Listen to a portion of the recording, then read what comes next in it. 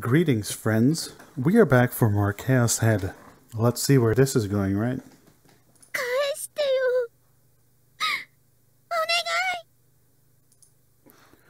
Nanami held that sword to her chest as though embracing it. Her tears overflowed in sorrow. Falling toward it, the D-sword blinked a brilliant red, as if it were her pulse.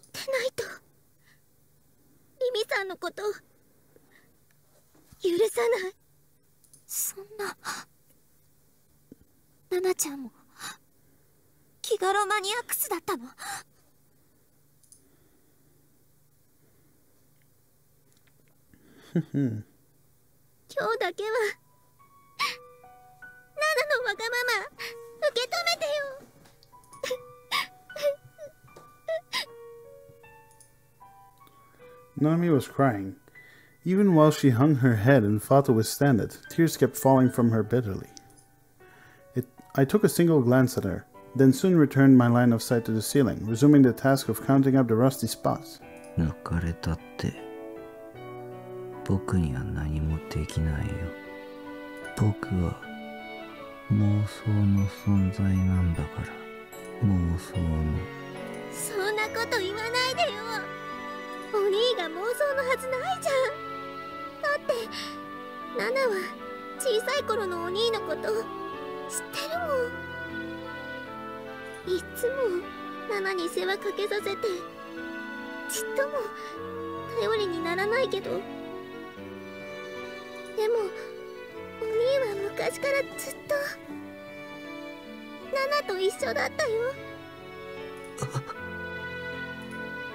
I see. It was as Nanami said. I remembered the time when Nanami was still small. I had memories of my childhood. I remembered being unable to go on a field trip in elementary school and watching stuff on TV about the accident my classmate's bus had gotten into. I remember Mr. Saito, my homeroom teacher who had died then too. The words of Rimi, someone totally related to me, or the words of my sister who had been raised with me since we were little. Wasn't it beyond obvious which I ought to believe in? Rimi wasn't the one in the right. Nanami was the one in the right. If Nanami were the real thing, then so was I. Nanami. I extended my hands toward Nanami. Nanami's existence was now my sole hope. Hers was the only existence that could deliver me. 助けて。Nanami. 助けて。If Nanami's warmth were real, I could prove I was myself. The forlornly weeping Nanami wiped her tears, looked at me with reddened eyes, put on a tearful smile. This is a bad fucking deal. I nodded, over and over. If it would bring Nanami salvation, if it would bring me salvation, I would embrace this cheeky little sister of mine happily, anytime. I would embrace her, the only one in this world, my sister who shared the same blood as me. Nanami.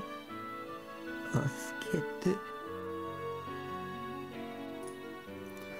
Wanting to feel her warmth as soon as possible, I slowly circled my arms around the body that came leaping toward my chest. Tighter, tighter, and suddenly a knife in your chest. Biatch! I was about to hold her.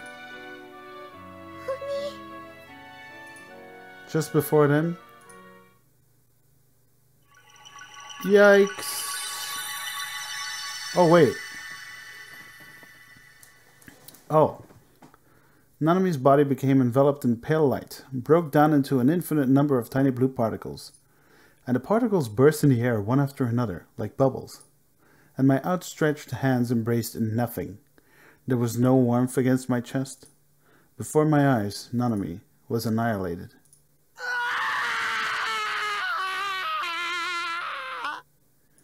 That scream, though.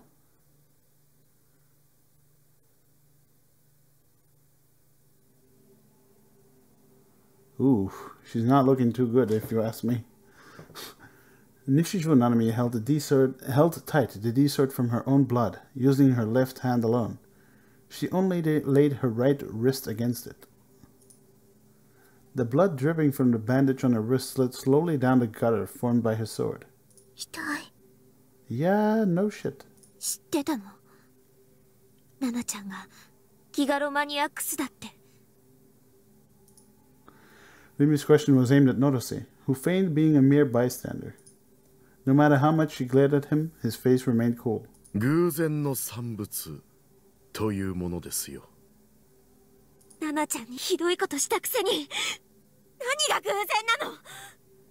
君の時のような苦労はしませんでした。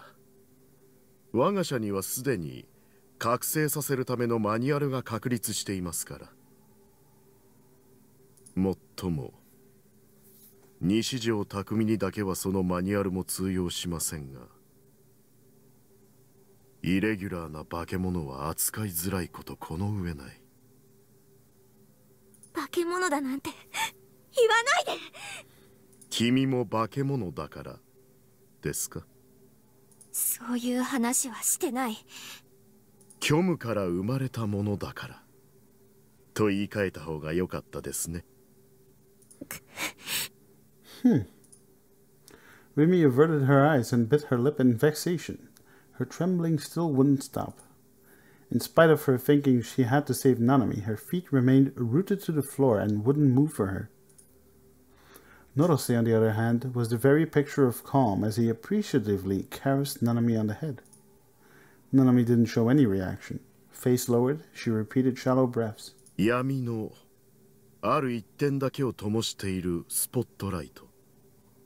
その周囲には無数の死体が転がっているのでしょうが、誰にも見えない。そんな話やめて。例えば君が自殺をしたら、スポットライトは数十センチ横にずれて君を闇で覆ってくれるでしょう。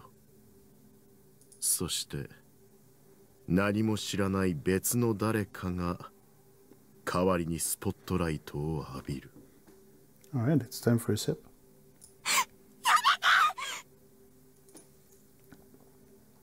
At Rimi's sharp voice, Norose shrugged his shoulders and held his peace. 痛い。ナナちゃんを解放してほしいんだけど。拘束は解きましたが。連れて帰る。構いませんよ。もう用済みです。Oh. ナナちゃん、入ろう。その件は消して。だったらバングル返して。返すから。Woo! Rimi knew her Nanami's hand was in safekeeping. And that day, the night Nanami's hand had been delivered to Takumi's room. After Takumi trembled in humiliation atop the roof of the O-front and collapsed there, Rimi had retrieved the hand from inside his fridge. Now Shogun had it. He had preserved it, freezing it so it wouldn't rot. The bangle too was there. So Shogun is our friend all along. It's the real Takumi. お兄からもらったの。ナナのだよ。バングル。 What a twist.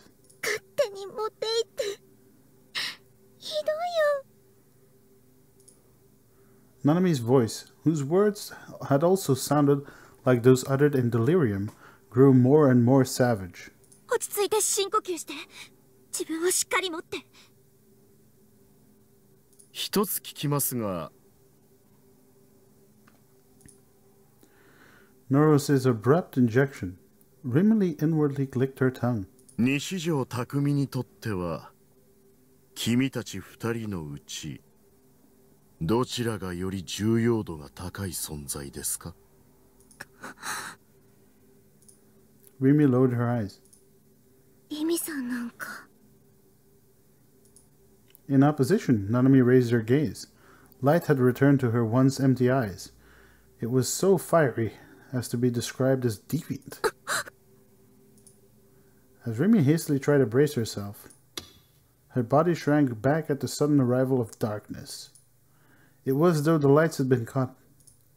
Rimi didn't know whether it was something done deliberately or an accident.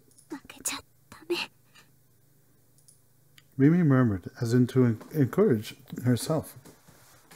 Alright, hold on. Rimi murmured, as if to encourage herself. Her voice made the air tremble, but it soon melted into the darkness. She noticed she had stopped hearing that growling sound from Noah too. She hated the dark, because it made her recollect memories of that time. I guess she was stuck in Noah 1, just like Nanami was stuck in Noah 2. Rimi turned her head. What spread out before her was an endlessly deep darkness. Not a single thing one might call light existed there. Could she see nothing because her surroundings were dark? Or was she not seeing anything because her vision wasn't working? She lost even her sense of up and down. She no longer had understood where she was. Darkness invaded her 5 senses, and she lost her ability to distinguish her own physical body. Or else it was as though her flesh had transfigured the vapor, as though her consciousness were spilling out of its vessel. The past and the present melted together, and her memories began intermingling. When was now? When was the past? When will then be now? Soon. A single beam of light shone into a world, covered in a perfect blackness. In the center of that circular spotlight, Rimi hugged her knees. Rimi looked at this from the midst of the darkness. It was the same as that time. That time. Rimi had possessed nothing. Before she knew it, she was being confined and tortured. Her psychological agony was worse than the physical agony. Hellish days. Days of only enduring it. Rimi knew nothing of who she had been before then. When and how had they imprisoned her? How long had they been torturing her? Rimi didn't know. She had a feeling that it wasn't amnesia. She felt as though, the instant she unexpectedly awoke, the consciousness known as herself had been born. Maybe the personality that had resided in this body until then had wanted to escape that overwhelming hardship and had committed suicide inside her own delusions. And maybe the current Rimi had then been born as a new personality. Maybe there had been many different personalities before her. Maybe even the same Sakihata Rimi was in truth something different each time. To myself, I don't exist. She sensed something moving in the darkness. Rimi stood up and dragged herself toward its presence. When she moved, the spotlight followed her. The real identity of that presence was a dead Rimi lying down there. Without looking at Rimi, Rimi murmured, あなたは何番目？私は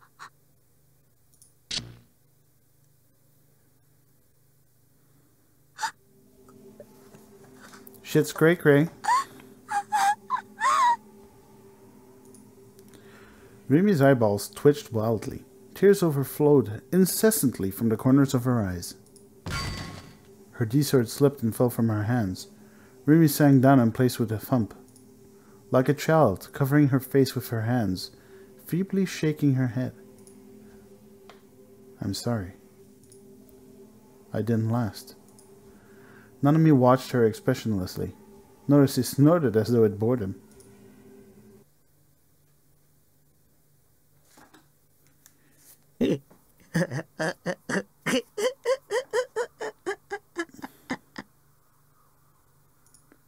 Nanami had disappeared without a trace.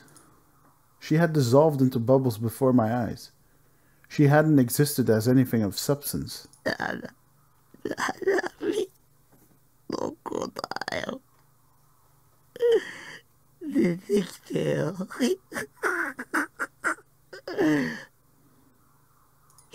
いるんだろ。また、いたずらか。隠れてるんだ。やめろよ。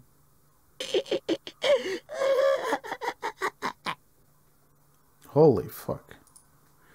Tears made my sights go fuzzy.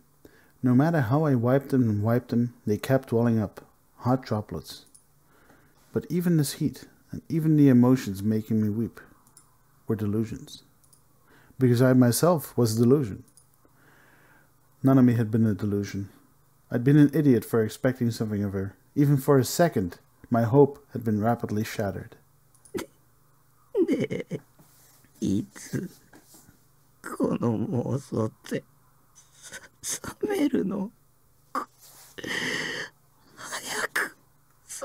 てよ。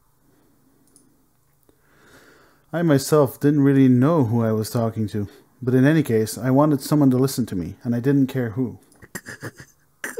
この妄想が覚めたら、僕は本当はイケメンなんだ。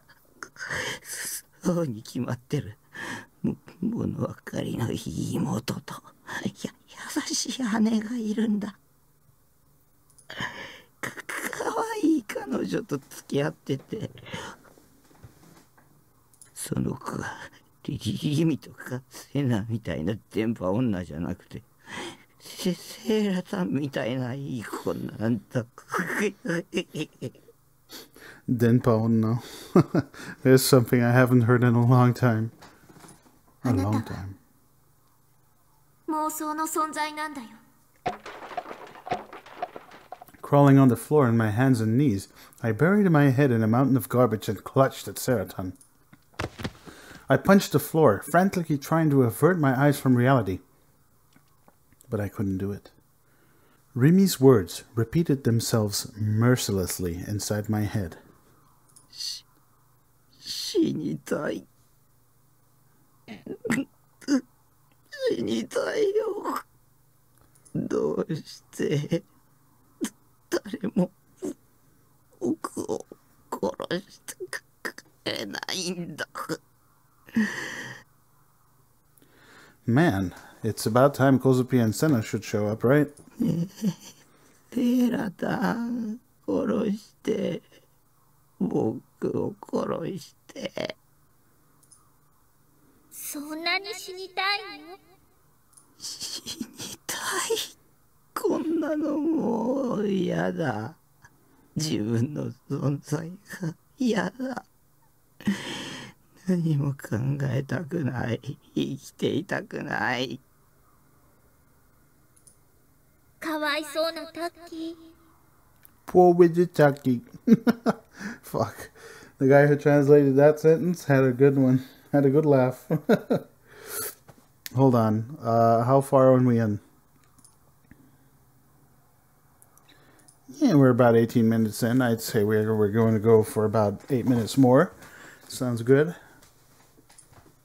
だったらすぐに殺される方法を教えてあげる。 Great. Ah, just as expected from a wife of mine. Saratan had always showed me tireless devotion. とりあえず外に出るんさ。外に？ Yeah, just jump down from the building to her. It's going to be great. You're going to have tons of fun.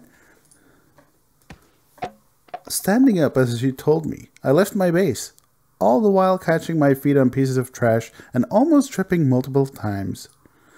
I harbored no doubts about doing so. Saratan was the only one who would never betray me, because she was my bride, and because she wasn't a treaty girl. When I came outside, a strange noise struck my ears.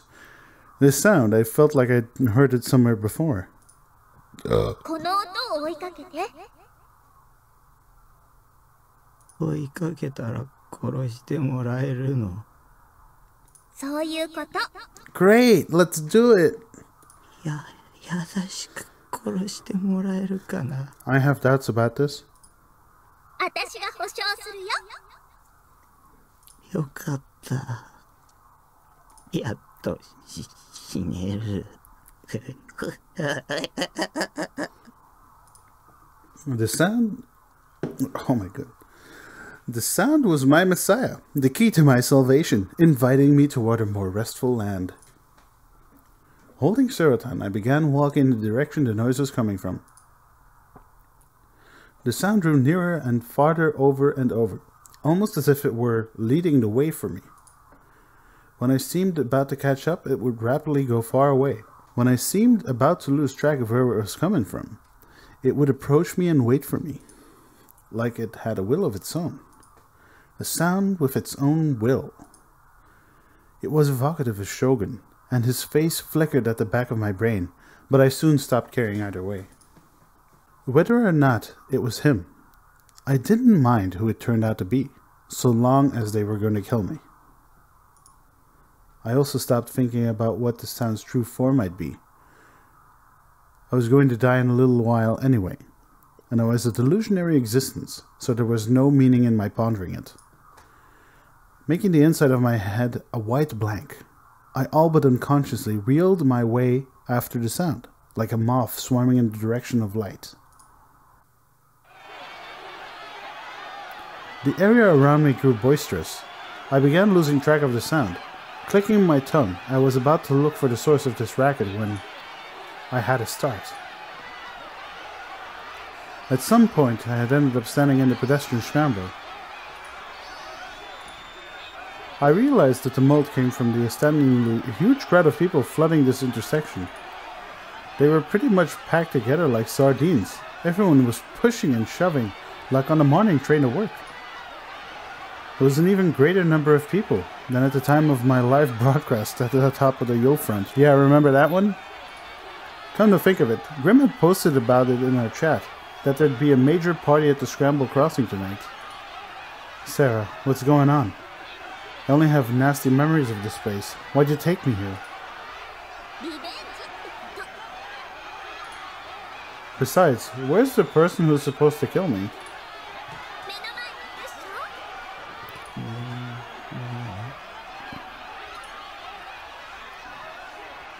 A stunningly large crowd on this chilly autumn night. What kind of party would be held by gathering of people so massive? Hold on, what the fuck did I just read? What kind of party would be held by a gathering of people so massive? They had no room to breathe. Everyone was paying attention to me. I braced myself, thinking they were going to Hold on, I gotta sneeze. I braced myself, thinking they were going to denigrate me and sneer at me, and expose me to humiliation again, like they had before. The trauma from back then made my knees go weak. But... Gambare! We're rooting for you! Kill yourself, man! Yeah!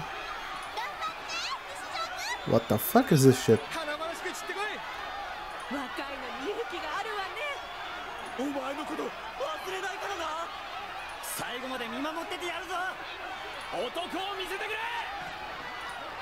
The spectators' reactions were utterly different from last time. Everyone spoke to me kindly and encouragingly. Yeah, fucking kill yourself, yeah. which was why I blinked countless times, feeling I'd gotten taken in by some kind of trickster spirit. They were going to cheer me on?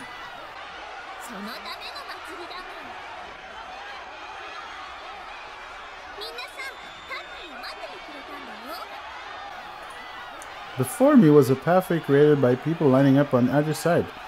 They went so far as to create an overhead arc with their hands, and they were waiting for me to pass through. It was practically like an elementary school graduation ceremony. Yeah, I noticed that here. The path led up to the entrance of the O front. I timidly began advancing down it. The words they tossed at me grew warmer still. Furthermore, when I set foot inside the O front, even the store clerks from Tatsuya and Tsutaba welcomed me with applause. Bravery rose steadily within me.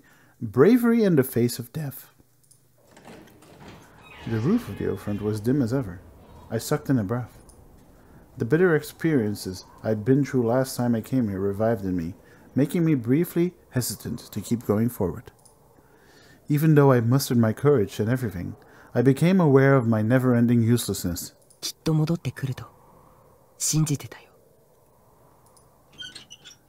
The sound of a wheelchair's wheels squeaking. Along with it, the same way as before, Shogun showed himself. He was wearing a Darth Spider helmet today as well. On top of that, Shogun wasn't the only one here.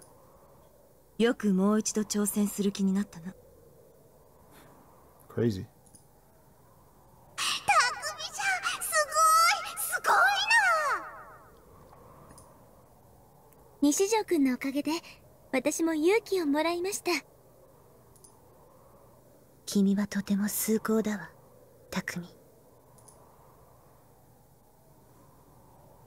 Senna, Kozupi, you, and Ayase. They all stood in a row and smiled at me. Alright, well, it makes sense since, you know, Japanese people read from right to left. So it's this way for those of you who are just joining in this part of the playthrough. Like hell you are. You better fucking know it. You've been watching like, what, 90 parts of this shit? Spread out over 7 years? God damn. Thank you for sticking with me, though. You know what, though? It is time to make a save, since I promised I would record about 8 minutes more, and 8 minutes have passed. And I will see you guys on the next episode. Thank you for watching.